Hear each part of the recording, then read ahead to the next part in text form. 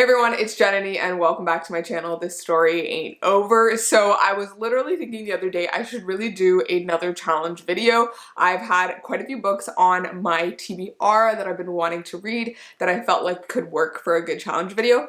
And then I saw this little header on the Goodreads website which said the most popular books of 2022 so far. Immediately I was like, I need to know what these books are and maybe I can make a little challenge video out of this. So that's exactly what I did. I scrolled through this entire list, which was separated into different genres, so fiction, mystery thriller, romance, fantasy, young adult. Those are the 5 genres that I'm going to be reading from today, and I decided to pick one book from each of those genres and read them for this video and give you my thoughts. A lot of these books are ones that I've been hearing so many things about throughout this year, so I'm really excited to pick them up and see what I think of them. A few of them I'm not so sure about, and a few of them I'm really excited to read, so we'll see how it goes. But I also happen to have a physical copy of each of the books I'm going to be reading today, which is part of the reason why I decided to pick these specific books. I know there's a lot of other great ones on this list, but some of them I've already read and some of them I just didn't have a physical copy or an ebook copy and I couldn't get them from the library, so I just decided to go with the ones that I had. So with all that said, let me tell you the 5 books I'm going to be reading in this video, and then you can jump to the different parts of this video where I talk about each one of them and give you my in-depth thoughts. The first book I'm going to be reading is Violeta by Isabel Allende, and this one is one that I've been meaning to read for ages now. I mentioned it in quite a few videos. I hauled it a while ago because I was so enraptured by this cover. I've been meaning to read Isabel Allende's books for the longest time. I know a lot of people love her books. They are translated works and I've just been meaning to read more translated works as well. So really excited to pick this one up. I have started this one and it's been taking me a little bit to get into it, but we'll see how it goes. The next book that I'm going to be reading is one that's a highly anticipated read for me that I haven't got around to yet, and that is Book Lovers by Emily Henry. I love Emily Henry and I've loved every one of her previous romances, including Beach Read and People We Meet on Vacation. So I cannot wait to read this one, especially because it deals with people in publishing, like an agent and an editor in publishing and their love of books, and I feel like it's just going to be a great time, so I cannot wait to read this one. The next one I mentioned in my mid-year book freakout tag, which is The Paris Apartment. I have actually started this one and I talked about how I picked this one up before hearing many reviews about it, and then I heard a lot of people say that they didn't love this one as much as the author's previous books. I'm really curious to see what I'm going to think of it, so excited to pick it up. I haven't read the author's other books. I don't really read a lot of mystery thrillers, but I still think that I will end up enjoying this one, but we'll see. The next book is one that I've heard so much about all over BookTube and Bookstagram and like literally everywhere, also on TikTok I feel like, and that book is Daughter of the Moon Goddess by Sri Lankan Tamil.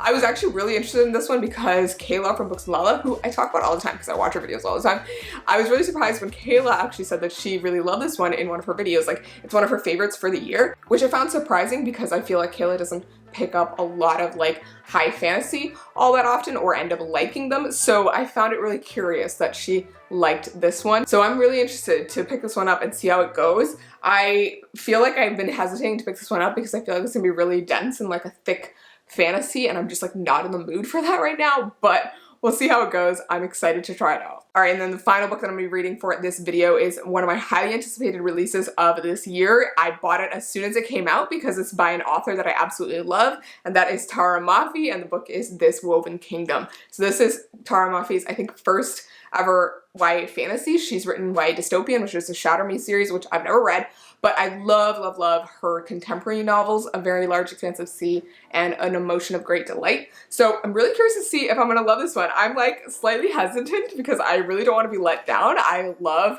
her contemporaries and I love her writing in them, so I'm curious to see if that skill will like translate to fantasy. I think it really depends on the author. Some of them are really great at, you know, writing across many genres, and some of them have like their highlights in certain genres but not in others, so I'm curious to see how it goes. But I feel like this one's just gonna be a really epic, amazing fantasy. It's also inspired by Tara Mafi's background. It's inspired by Persian mythology, so I feel like that's gonna be really interesting and I can't wait to pick it up. So with that said, you know all of the books that I'm gonna be picking up for this video. We're going fiction, romance, mystery thriller, fantasy, and then YA fantasy. I'm really curious to see what I'm gonna think of these because I feel like all of these could be hit or misses. I feel like Book Lovers is the one that I'm like most convinced will be great, but the rest of them, I'm not quite sure. I feel like I could end up hating them, I could end up loving them. I'm really hoping I love This Woven Kingdom and Daughter of the Moon Goddess, but we'll see. The other two I don't mind if I don't love them, just because I don't read from thriller or literary fiction all that often, so I can understand if they disappoint me, but the other ones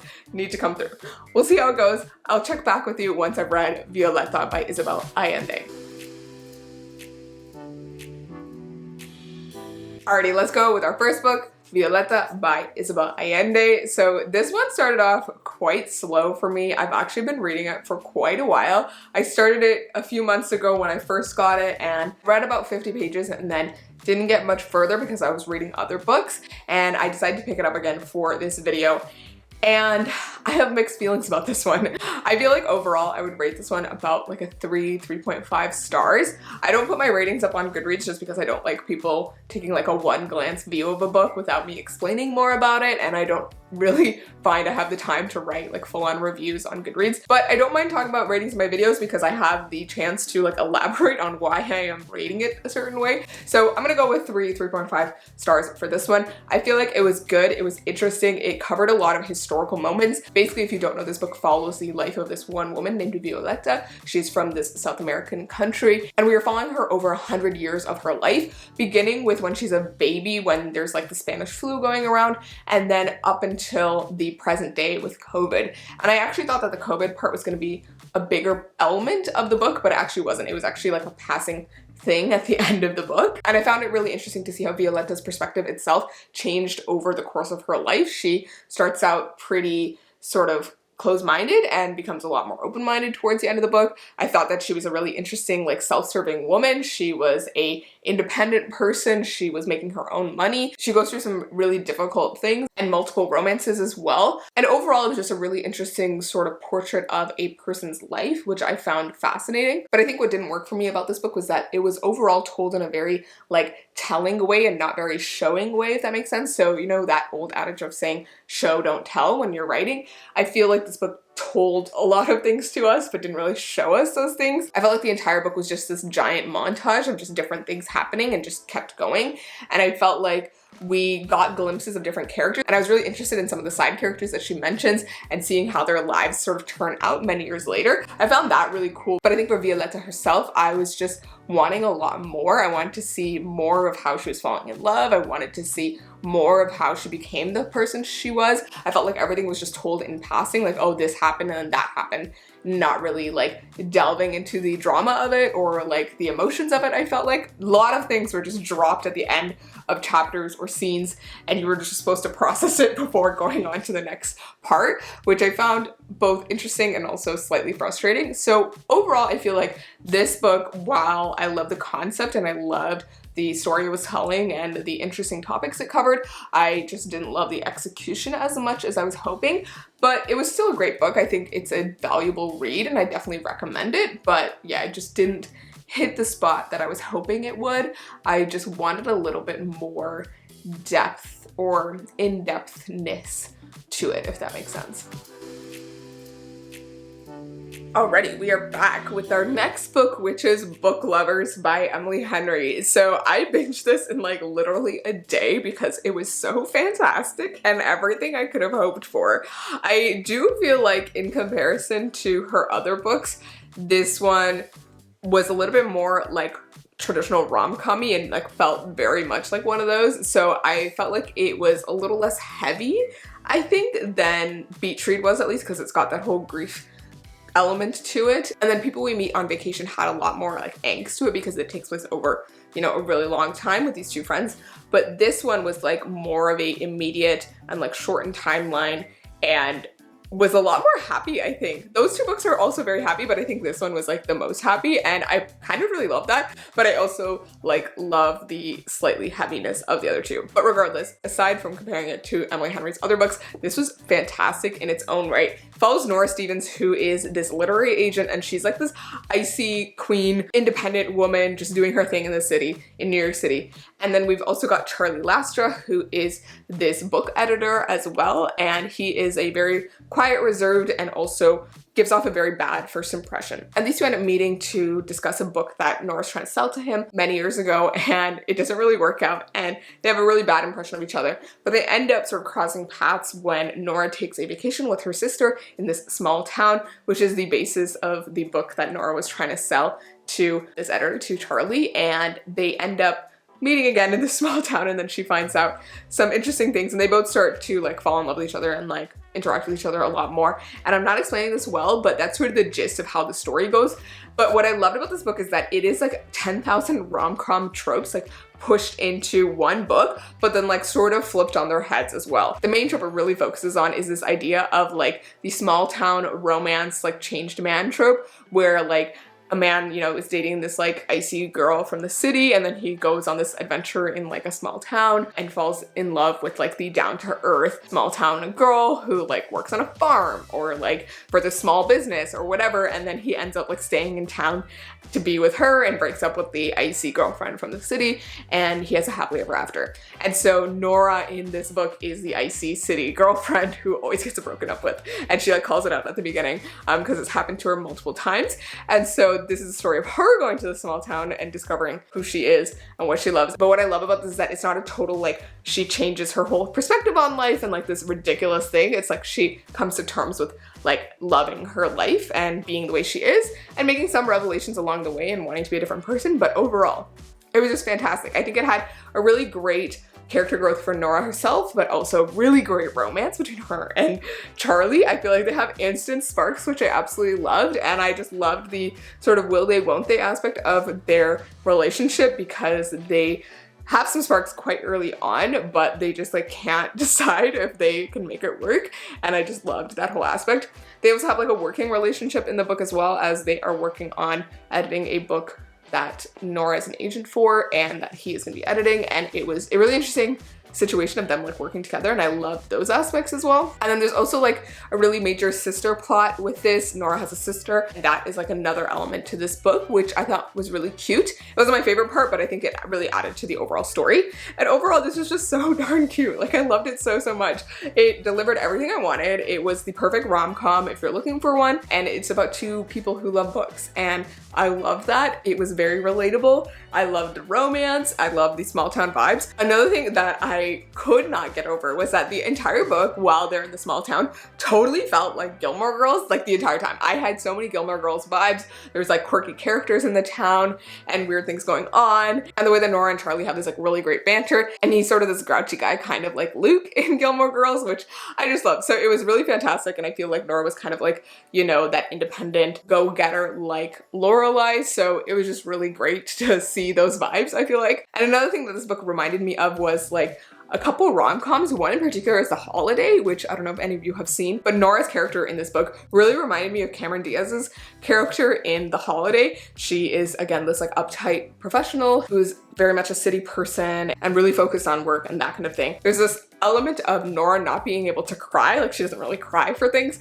and that's exactly what Cameron Diaz is in The Holiday. Like she doesn't cry for things, her character doesn't cry for things, so she finally like cries for something at the end of the movie, which is like this big character growth moment. But it was like she's realizing that, you know, the things before didn't really matter to her, like the boyfriends that she broke up with didn't really matter to her, but the one person that she fell in love with in the movie mattered more. Regardless, this book just gave me all those vibes, so I just had a lot of fun with it, and I'm so glad I read it. I feel like if you've loved Emily Henry's other books, you're gonna definitely love this one, and I think it's just a really fun romance and a fun read for any time of the year, and it just was beautiful, wonderful. It had some really great lines as well, which I tabbed, and I'm just so happy that this lived up to my expectations, because I would have been so upset if it didn't. And if it wasn't obvious, this is a 5 stars for me. Hello friends, we are on to book 3 of this video. I just finished The Paris Apartment by Lucy Foley. I was listening to this one on audiobook, which I highly recommend because it's got multiple narrators, one for each character and like perspective, and I really love that because it really helped with reading the book and just getting into the vibe. This one was definitely an enjoyable thriller. It didn't disappoint me like I was expecting to based off of other people's reviews. I don't really read a lot of thrillers that often, so it doesn't take a lot to impress me with thrillers, but this one was definitely a good one in my opinion. I found it interesting and intriguing, and I was like wanting to know what was gonna happen next, and it had some really great twists. I felt like they were foreshadowed really nicely, but also really interesting and disturbing at times, and I really loved that. What I found interesting was that the characters were very like unreliable, which like it's a thriller, so that's kind of obvious, but I really liked that the victim in the story at least was more unreliable than I was expecting. Like I thought he was a good guy, but it turned out that he's got all this other stuff going on. So I thought that was interesting. But basically, for those of you who don't know, this follows our main character Jess, whose brother Ben lives in this like apartment in Paris, and she's going through some tough times and trying to get away from some stuff. So she asked her brother if she can go stay with him in Paris, and so he says yes. His name's Ben, but she shows up in Paris and he's not answering her calls. She shows up at the apartment, he's not there. He left her a voice note that, you know, everything would be ready and that he'd be there for her, but then he's just gone and he's disappeared. And so the next few days, Jess is sort of trying to get her life together. She doesn't have any money, she doesn't have any data on her phone, like she's a person who's crumbling apart. But she's talking to the different people in the Paris apartment, trying to figure out what happened to Ben, asking them when they've last seen him and all of this. And as she's learning more things, she's starting to realize that some of the people at the apartment might be involved with Ben's mysterious disappearance. I think what was interesting about this was that each of the characters was so different and like pretty vivid as well. There was one character that had like a really annoying voice in the audiobook, but I loved it because it really like added to her character. I felt like she's a very obsessive character, which I found interesting. And I also just love like the drama of the entire story. And I also really loved the overall mystery going on. There was like a larger mystery on top of the like disappearance mystery, which I really enjoyed as well. And it was just interesting to see how all the characters sort of came together for this mystery. So yeah, this was a really enjoyable one. I'm not explaining it very well, but it was a lot of fun. I really liked the audiobook. It was overall an enjoyable read. I think I would probably rate this one like a 3.54 stars. It's not my favorite book, but it was really enjoyable. I feel like I didn't waste my time with it, which is always a great thing to feel. So yeah, overall, enjoyed this one. I feel like we're doing pretty good for this video. I have like 2 pretty good reads, 1 really great read. So here's hoping that the next 2 are just as great, but we're gonna find out. I would love to hear what you guys thought of this book. If you've read it, if you're a regular thriller reader, how do you think this one measures up to other thrillers? I would love to hear your thoughts. Alrighty, next book, Daughter of the Moon Goddess by Su Lin Tan.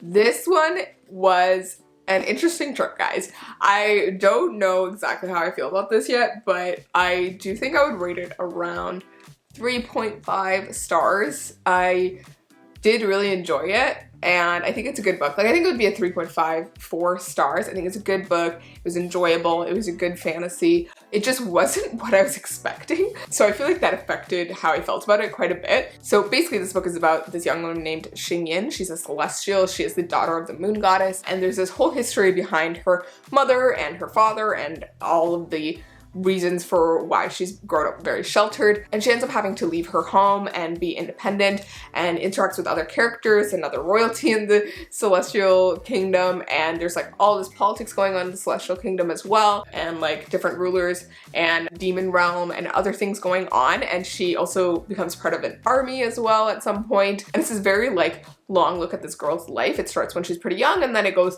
into like when she's older, not much older, but like into her 20s, I would say. But what I found interesting about this book is that it's told from first person, actually. I was imagining that it would be in third person, but it ended up being first person and a lot more sort of in the present moment than I was expecting. I had expected, since this was an adult fantasy, that it would be a lot more like distant and a little bit more dense and slow, but it was actually a quite quick read. It felt a lot more like a YA than an adult, to me at least, especially in like the first half of the book. The second half gets a little bit more adult, I think, just because it's a bigger scope, but the first half definitely felt like a YA novel to me, just because it was focused on the main character and her present moment and like the romances going on and that kind of thing. I feel like the romances were a huge part of this book. There is a bit of a love triangle in this, and I found it really interesting because I was really rooting for one character who is probably not the popular favorite, but there's like this twist that happens with his character, which I didn't expect, but I kind of loved.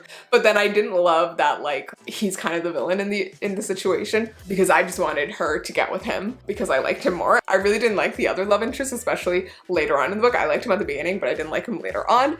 This is just me being very vague for those people who haven't read this and want to, but for those who have read it, you know what I'm talking about. I initially loved the first love interest, but then he got annoying to me later on in the book, and then I really loved the second love interest. But then he had a whole twist to his character, which I didn't expect, but I did still really like him, and I wanted him to be the hero of the story, but he wasn't. I think part of me wanted it to be like a full-on switch in like perspective, like, oh, you know, this whole thing it's wrong, I've been fighting for the wrong side type of thing, but it wasn't that, which is fine. I just wanted more, I guess. But yeah, as I was saying, this felt a lot like a YA. It gave me a lot of vibes of Six Crimson Cranes by Elizabeth Lim. If you've read that book, I love that book. This felt in some ways very similar to that, just because it's following the main character on their own and like them having to fend for themselves. But I think overall what I didn't love about this book, in my personal opinion, like in my personal taste, is that it was a very happy book overall. It had some like difficult moments for the main character, obviously, but I feel like it wasn't as like gritty or dark as I was hoping it would be. I wanted it to be a little bit more epic, a little bit more adult, I guess, which is fine that it wasn't. I just personally prefer slightly darker books, and I wanted it to end on a more ominous note. I felt like everything was very wrapped up and happily concluded by the end. I feel like a lot of the characters got exactly what they wanted by the end, and it just felt like wrapped up in a bow, which I don't love in endings for books, especially when I know there's gonna be a next one. I feel like I love being left on a slightly sinister and ominous note, feeling a sense of impending doom that's gonna come in the next book. But this was not that, but I'm interested to see what's gonna happen in the next book. I think it's called Heart of the Sun Warrior, and it's coming out later this year, so I'm excited to pick that one up because I did enjoy this and I want to know what happens next. But I do feel like this didn't grip me the full way through the way I wanted to, but it was still really interesting. It had some really great twists, really great characters. I really love the main character. I think she was a great person. I just got slightly frustrated with some of the romancy bits, and I did feel like the book got a bit long for the amount of plot that it had. I felt that there was a lot of over-explaining of emotions and thoughts of the characters. It's a type of writing style that you see a lot in YA just because they're younger protagonists and they are feeling all the emotions in the moment, whereas I feel like adult does that less. And so I feel like this book felt YA because it kept doing that. It was really focusing on how the main character was feeling about everything throughout the entire process, which was fine. It's just like it made for a very long book, and I felt like it could have been a little bit shorter. But overall, still a great book, and I think you should definitely pick it up if you like fantasy. I loved the like mythology that was involved and the different little stories that came in, and the entire concept of like the celestials and immortals and the dragons involved and all of that. I thought that was super, super cool. Like I think out of everything, those were the aspects I enjoyed the most, and I would love to see more of that in the next book. So that's it. That's the fourth book in this video. We're gonna move on to This Woven Kingdom next, but so far I feel like we're doing pretty good for this video, but I'm not sure. I'm like slightly scared about This Woven Kingdom now. I was hoping this one would be more of a 4-5 stars, but it's more of a 3.5-4 stars. So we'll see what happens with the next book. Alrighty friends, we are on to the final book of this video, and that is This Woven Kingdom by Tara Mafi. And I have to say, guys, this was definitely a miss for me. This was honestly really disappointing for me because, as you guys know, I absolutely love Tara Mafi's contemporaries, A Very Large Expanse of Sea, An Emotion of Great Delight. They are some of my favorite books of all time and ones that I hold very close to my heart. I think the writing is fantastic. I think the emotions that she brings across in those books is just so amazing. And so I obviously came into this with very high expectations based off of those books. I will say I've never read Tara Mafi's Shatter Me series, and I don't really plan on it just because I don't really enjoy dystopian anymore, and I haven't been reading a lot of YA recently just because I don't enjoy it as much. And I feel like part of the reason why I didn't love this one as much is just because as a function of it being a YA, there's aspects of it that I just didn't enjoy as much anymore. So I just didn't love it the way I was hoping to. I feel like had I read this when I was a teenager or like maybe 3 or 4 years ago, I might have actually really enjoyed it. But I think as I am right now, reading it now, this just wasn't it for me. And yeah, I binged this last night over the audiobook, was like on 3 times speed because I just really wanted to get to the end and finish this book because I was so tempted to DNF it. And that was so surprising to me because, as I said, again, I love Tara Mafi's writing, but this book just did not hit it for me. There was something about this that just felt so different from her other books, and it was a really interesting fantasy, I think. It had an interesting world to it, interesting magic system, and like the mythology was super cool. Basically, this is set in a Persian mythology-inspired fantasy world. And there's the race of humans, which are called clay. And then there's also the race of jinn. So they look like humans, but they have, I think, longer lifespans. And they can withstand more like injury and can work for longer and that kind of thing. Like they just have more stamina and energy to them. And they also only need water to survive. They don't need food, unlike humans. And so I found that really, really interesting. And our main character, Eliza, is a jinn, and she's sort of hiding from other people, and you sort of find out why later on. She is just working as a seamstress, trying to keep her head down. She has these mysterious eyes that she's always trying to cover, but she's of the lower class, or people think she is at least, but she seems to have this like higher breeding from when she was younger, and you're trying to find out why. And there was this really interesting aspect of like the devil talking to her throughout the book, which I really loved. And so there was really cool aspects to this book. I think the fantasy elements and like the Persian mythology that she wove in and all of that was super cool. But I think I just wanted more out of all of that. The book actually ended up focusing a lot on sort of Eliza's like regular day-to-day stuff, and also the romance that was happening with her and the other male character, which is Kamran, I think. And personally, I really did not like Kamran, the love interest. He is the crown prince of the kingdom. He's a human. And the entire book sort of hinges on this plot of him sort of seeing her in the market one day and finding her strange and interesting and, you know, thinking she's a spy and trying to figure out what her deal is. And then you find out this like larger mystery about her. But the entire focus of like Kamran's whole perspective is just trying to find out more about this girl. And he's just weirdly obsessed with her the entire time, which I just found so confounding because they literally do not interact at all in that first like meeting, and don't interact for like most of the first half of the book. But he is somehow obsessed with her and finds her so attractive, which fine, yeah, but like I just didn't understand his motivations, having like met this girl once and being just weirdly obsessed with her. I just found it so strange. It felt really, really insta-lovey to me, which was just so weird to me. I felt like I really loved the romance in A Very Large Expanse of Sea. An Emotion of Great Delight, I feel like the romance wasn't as much of a focus, but I still enjoyed it, and I felt like there were tender moments because the characters had known each other for a very long time prior to the book opening up, so it made sense. But this one, they like don't know each other, they barely interact, and then suddenly they're falling in love, and it made zero sense to me, and I just didn't like that aspect at all. And I felt like the like entire book revolved around this like plot line of him wanting to know more about her, and then her trying to like keep herself secret and stuff, and doing other things and dealing with like menial regular day things. And the entire book was actually more of a sort of Cinderella story, I would say. There's even this aspect of a ball at the end and her getting a gown sent to her, and there's this larger political thing going on, which I found interesting, but I just wish that it was like more of a thing in the book.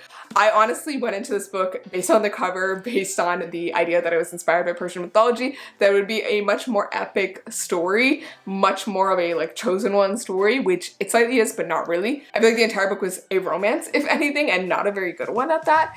And yeah, this is just how I'm feeling. I was just really, really disappointed in this one and getting more and more frustrated as I was reading. It was just not what I was expecting and not what I wanted out of the book. And I feel like the concept was really great, but it could have been done very differently. And I feel like she chose to do it this way because this is the story she wanted to tell, which is totally fine. I just didn't love this story. I feel like there's a different version of this that could have been really great, and I just wish we got to see that. So that's how I'm feeling about this book. This was definitely more of a like 2-star read for me.